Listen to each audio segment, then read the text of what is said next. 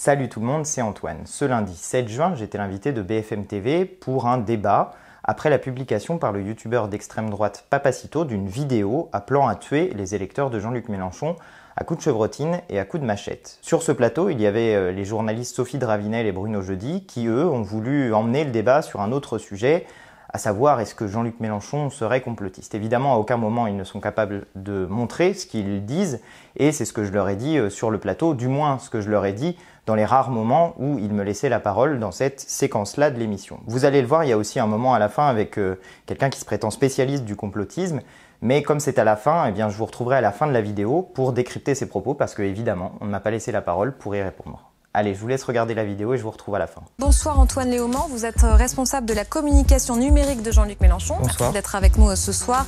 Bonsoir Sophie Dravinel, grand reporter au service politique du Figaro, en charge de la gauche. Bonsoir Bruno Jeudi.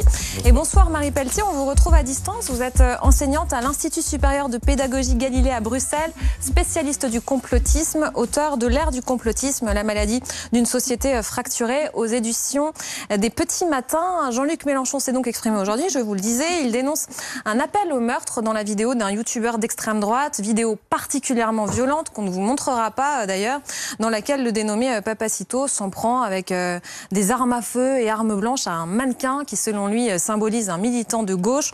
On va écouter Jean-Luc Mélenchon tout à l'heure. Je mets en garde contre le fait que cette vidéo est parue en fin de journée dimanche, alors même que commençait à s'orchestrer une odieuse manipulation de mes propos à propos des attentats qui ont eu lieu au cours des précédentes élections et à propos desquels je veux renouveler à cet instant, comme je l'ai fait à beaucoup d'autres dans le passé et encore au mois de décembre dernier, renouveler l'expression de ma compassion pour les victimes et les familles des victimes. La vidéo dont il parle est terrible, hein. Vous l'avez diffusée au moment de ce point presse, donc nous aussi, enfin ce point presse, c'était en direct sur Internet, donc nous aussi sur l'antenne de BFM TV, même si on a choisi de revenir à l'antenne au bout de quelques minutes, on en a diffusé un extrait presque malgré nous, hein. On parle d'une vidéo qui a été beaucoup vue, plus de 100 000 vues en 24 heures. Vous avez quand même choisi de la montrer. Est-ce que vous pouvez nous expliquer pourquoi? Parce que je pense qu'il faut montrer la violence de l'extrême droite. Pour beaucoup de gens sur les plateaux, c'est un objet de débat, c'est un objet qui viendra, qui passe d'un jour à l'autre. Moi, je suis la personne. Moi, je suis le mannequin. Je suis un électeur de Jean-Luc Mélenchon. Je suis menacé par cette personne, d'accord? Les 6 coups de chevrotine, les 14 coups de machette, c'est moi qui les prends. C'est les électeurs de Jean-Luc Mélenchon qui sont visés dans cette vidéo. Donc oui, il faut parler de cette violence de l'extrême droite parce que, malheureusement, il y a un danger dans notre pays, qui est celui de cette violence, puisque ce youtubeur Papacito dit très bien qu'il appelle à s'armer pour défendre ses idées. Et quand il dit qu'il appelle à s'armer pour défendre de ses idées, est-ce qu'on pense qu'il parle d'autre chose que ce qu'il est en train de faire dans cette vidéo? Et si c'était un journaliste dans la vidéo? Imaginez quel serait l'état des plateaux? Parce que là, je vois des plateaux sur lesquels on met plusieurs choses sur le même plan. Mais en réalité, il s'agit d'une menace de meurtre qui est dirigée contre des militants de la France Insoumise. Et ce youtubeur, il y a quelques jours, appelait à tuer des journalistes. Il disait s'il faut tuer 20 000 journalistes pour sauver la France, alors il ne faut pas hésiter. Il faut la montrer, cette violence d'extrême droite, pour aussi que les gens puissent prendre conscience de ce dont il s'agit. Et Jean-Luc Mélenchon porte plainte, c'est ça? Jean-Luc Mélenchon porte plainte, oui, mais nous allons porter une plainte collective.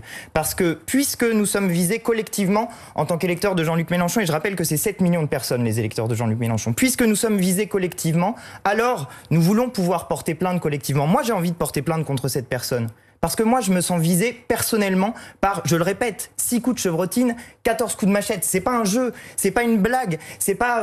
On va essayer d'expliquer justement ce qu'on voit... Monsieur Zemmour a dit que c'était une blague. Monsieur Zemmour a dit que c'était de l'humour, que c'était drôle, que c'était marrant. Voilà, c'est marrant pour Monsieur Zemmour, ce genre d'acte violent. Politique pour dénoncer justement cette vidéo. Et Marie Pelletier, il faut nous expliquer de quoi on parle. Quand on dit le youtubeur Papacito, on parle de qui? Déjà, le mot youtubeur est un peu dérangeant parce qu'il est un peu dépolitisant. C'est pas seulement un youtubeur, c'est un auteur, c'est un polémiste, c'est quelqu'un qui prend des positions politiques et qui fait partie d'ailleurs d'un ensemble d'auteurs qui sont édités par une maison d'édition qui s'appelle Ring. Et ce sont des auteurs, disons, qui font de la violence un peu une marque de fabrique, une marque un fonds de commerce, on pourrait dire, c'est pas seulement les électeurs de la France insoumise qui sont visés par ces personnes. Ce sont les féministes, ce sont ceux qu'ils appellent les mondialistes, les progressistes. En fait, c'est tout le camp attaché à l'émancipation qui est perçu comme une cible, qui est perçu comme en quelque sorte l'homme à abattre. Et c'est important de redire que c'est pas nouveau du tout. Ici, c'est plus visible aussi parce que Jean-Luc Mélenchon a choisi d'en parler et c'est son choix. Mais c'est quelque chose d'assez ancien. Ça fait longtemps que Papacito est actif, que ses acolytes sont actifs sur le web. Et si on en parle aussi, c'est parce que les propos, cette prise de parole de Jean-Luc Mélenchon était très attendue, parce qu'elle a eu lieu au lendemain de propos polémiques. On va entendre, d'ailleurs on va tout de suite réécouter ce qu'a dit Jean-Luc Mélenchon, et vous allez répondre à ceux qui disent en gros que vous faites aussi diversion de cette façon-là. On écoute Jean-Luc Mélenchon hier sur France Info. Dans tous les pays du monde, on a élu des petits Macron. Il s'appelait Macri. En Argentine, c'était un comédien en Uruguay, c'était en Ukraine un type qui jouait dans une série de télévision. Dans tous les pays du monde, ils ont inventé un type comme ça, qui sortait de rien et qui était porté par un système oligarchique. Eh bien, nous aurons... ils sont capables de refaire... On ne va pas revenir sur le mot système. En ce moment, il y a plein de gens qui disent « Mélenchon pense comme moi ». Bah oui, bien sûr, on les a vus à l'œuvre. De même que vous verrez, pardon, je termine là-dessus, vous verrez que dans la dernière semaine de la campagne présidentielle, nous aurons un grave incident. Alors ça a été, ou un meurtre, ça a été Mera en 2012, ça a été l'attentat la dernière semaine sur les Champs-Élysées. Vous vous rappelez de tout ça? C'était la dernière semaine. Avant, on avait eu Papy-Voise, dont plus personne n'a jamais entendu parler après. Donc, tout ça, c'est écrit d'avance. Nous aurons ce sont le les petit personnage sorti du chapeau, nous aurons l'événement gravissime qui va une fois de plus permettre de montrer du doigt les musulmans et d'inventer une guerre civile. Voilà, c'est bateau tout ça. Et aujourd'hui, quand il s'exprime, il ne dit pas « pardon, en fait, c'était pas clair ». Il n'essaye pas de réexpliquer ce qu'il a dit. Vous êtes quand même d'accord pour dire que c'est pas clair? Mettre Papy-Voise et les attentats sur le même plan, c'est pas possible. Parler d'incidents à propos d'attentats, c'est pas possible non plus. Là, il y a tout qui est mélangé. Quand il dit c'est écrit d'avance, c'est ambigu. Il choisit volontairement d'être ambigu. Il y a une erreur d'analyse sur les propos de Jean-Luc Mélenchon et il y a un buzz qui est monté autour de ses propos. Un buzz qui est monté par qui? Je veux venir sur une chose. Quand vous dites un buzz qui est monté par mais par vous, par les médias, justement. Par les médias, je suis désolé. Est-ce qu'une personne autour de cette table pense réellement que Jean-Luc Mélenchon est complotiste? Y a-t-il une personne? Je le pense. C'est une erreur, madame. Et je vais vous expliquer pourquoi. Ce que dit Jean-Luc Mélenchon dans cette vidéo, c'est deux choses. La première, c'est que les terroristes agissent dans le moment électoral. Et ils l'ont théorisé. D'ailleurs, en 2019, lors des élections européennes, un terroriste à Lyon disait qu'il avait agi à ce moment-là pour faire monter l'extrême droite. Donc c'est théorisé par les islamistes. Jean-Luc Mélenchon ne dit pas comme ça quand il s'exprime. C'est ce qu'il dit. Il a dit exactement. C'est écrit d'avance. Donc on ne sait pas de quoi il parle. S'il parle des terroristes ou s'il parle des politiques, c'est pas clair. Il a dit exactement la même chose en novembre dernier, d'une manière plus complète que ce que permet de faire un plateau où il y a 4 personnes. Et c'était dans un meeting numérique. Et ça n'a choqué personne parce que personne ne peut penser que Jean-Luc Mélenchon est complotiste. Et deuxième chose qu'il dit, c'est que l'extrême droite instrumentalise les actes terroristes. Et ça, c'est une réalité aussi qui a pu se constater dans le passé. Mais je veux vous dire une chose. Quand vous dites sur certains plateaux que nous ferions diversion avec cette vidéo de Papacito, mais enfin, elle est publiée hier. Qu'est-ce que vous attendez? On doit attendre 3 jours qu'ait lieu le bashing anti-Mélenchon, et puis, tranquillement, une fois qu'il sera fini, venir dire qu'il y a un problème avec l'extrême droite qui essaie de nous assassiner. L'agenda médiatique n'est pas le nôtre. L'agenda médiatique n'est pas le nôtre. Donc quand il y a des youtubeurs qui proposent de nous tuer, eh ben je suis désolé, on en parle. On a commencé l'émission avec ça. Oui, mais je précise parce que je donne la parole à Sophie Dravinel, il y a quelques plateaux, qui n'a pas parlé encore depuis. Si vous voulez, mais il y a quelques plateaux, vous parliez de diversion. Oui, je veux bien dire un mot, mais de fait, je suis parfaitement d'accord avec vous. J'ai vu la vidéo de Papacito et je l'ai trouvée sordide, épouvantable, effroyable, et particulièrement les coups de couteau où l'on voyait que cette personne prenait un plaisir visible à poignarder son mannequin. Bon, toutes les choses étant dites, je dis oui, je pense que les propos de Jean-Luc Mélenchon étaient lourdement au moins connotés de complotisme, parce que dans la première partie de sa phrase, il parle de ces îles, le système oligarchique qui participe ou qui sinon permet seul d'élire Emmanuel Macron ou d'autres présidents ailleurs dans le monde, et que c'est cette liaison qui est faite avec ensuite Papy-Voise et les attentats perpétrés par Mohamed Merah qui permettent de dire que c'est du complotisme. Et je vais vous dire ce qui me permet encore d'insister là-dessus. Je suis désolée, oui, et ben moi je pense qu'il lit les deux, même si c'est implicite, je pense qu'il le fait, c'est ma liberté de le penser. Et je vous dis aussi que quand j'ai écouté sa revue de la semaine numéro 140, il y a 4 jours, et que je l'entends parler d'Orange, très détendu, la chemise ouverte, c'est le principe, et d'ailleurs ça marche, vous avez beaucoup de personnes qui regardent, et on voit Jean-Luc Mélenchon parler de la panne chez Orange. Et il parle de la panne chez Orange en disant « Ah bah oui, cette panne, eh bien vous savez quoi, j'ai un soupçon. » Eh bien mon soupçon, c'est que c'est fait exprès, cette panne, parce qu'on va arriver à la privatisation de l'entreprise. Vous pourriez ajouter ce qu'il avait dit, notamment sur les vaccins ARN messagers. Oui, mais bien sûr, ça n'est qu'un exemple. Lorsqu'ils ont été lancés, je pense qu'à ce moment-là, il s'est perdu dans ce qu'il a dit. Mais juste pour répondre... C'est du complotisme d'interroger la science. Mais de dire j'ai un soupçon. Il s'est perdu. De dire j'ai un soupçon sur Orange. Il s'est perdu, je pense, à ce moment-là. Je vais juste vous poser une question. Je ne vais pas engager un débat scientifique. Je ne vais pas engager un débat scientifique. Je pense que Jean-Luc Mélenchon s'est trompé sur cette question. Sur le point, je pense que vous avez la mémoire courte, je vais vous dire, parce que Jean-Luc Mélenchon, c'est quelqu'un qui connaît bien la politique. Vous oubliez qu'en 2017, lorsque vous faites allusion à Merah, en 2012, quand vous faites allusion à Merah, vous oubliez que la campagne électorale à ce moment-là s'est arrêtée. Tous les candidats, y compris les deux favoris, comme vous diriez, ont arrêté leur campagne. À l'époque, il y avait une condamnation unanime. Pourquoi, quelques années plus tard, imaginer que c'est le système qui a inventé en 2017. Finissez votre phrase. Le système qui a inventé quoi ? Finissez votre phrase. Le système qui serait derrière, qui tirerait les ficelles. Qui tirerait les ficelles de ce type d'action. De graves incidents, comme vous le portez dites. Des accusations contre Jean-Luc Mélenchon. Laissez-moi terminer. Pour vous dire, la dernière campagne électorale, l'attentat sur les Champs-Élysées, là aussi, vous oubliez, mais en quoi vous pouvez dire que c'est un... Vous oubliez que cet attentat, par ailleurs, j'en termine là, ça n'a jamais influé sur l'ordre des résultats. Et alors pourquoi, qu'est-ce que ça a changé au résultat ? Qu'est-ce que ça a changé au résultat ? Marine Le Pen était même donnée en tête dans certaines enquêtes d'opinion. Elle a fini deuxième finalement. Vous me laissez vous répondre. Si on va jusqu'au bout de votre logique. Si jamais ce n'était pas un problème, pourquoi M. Cazeneuve en 2017 a demandé à M. Fillon et à Mme LePen de ne pas instrumentaliser cet attentat ? C'était pas Jean-Luc Mélenchon. C'était pas Jean-Luc Mélenchon, c'était Monsieur Cazeneuve. Non, je voudrais bien répondre. Oui, vous avez répondu. Parce que si vous faites le ping-pong, pas du tout, mais vous avez répondu, Antoine. Ça va être compliqué. Vous avez répondu. Et je pense, et tout le monde est conscient ici, que évidemment, tous les événements qui arrivent dans les mois qui précèdent une campagne ont une incidence forte ou faible. Merci de le reconnaître. Évidemment, mais merci de le reconnaître. L'attentat Merah, on n'a pas eu tant que ça. A montré qu'il n'y avait pas eu tant d'incidence. Madame Le Pen a fini à 16%. Comment vous pouvez faire le lien direct, surtout que Merah, c'est un mois et demi avant l'élection. Et pour en revenir à 2017, il y a ce que disent les sondeurs. Oui, mais vous dites ça tout le temps. Moi aussi, j'aimerais pouvoir parler. En 2017, le jour du vote, comme à son habitude, l'IFOP a interrogé un grand échantillon de Français. 4% d'entre eux disent qu'à la suite de l'attentat commis sur les Champs-Élysées, ils ont changé leur choix sur l'élection présidentielle. On parle de 4%.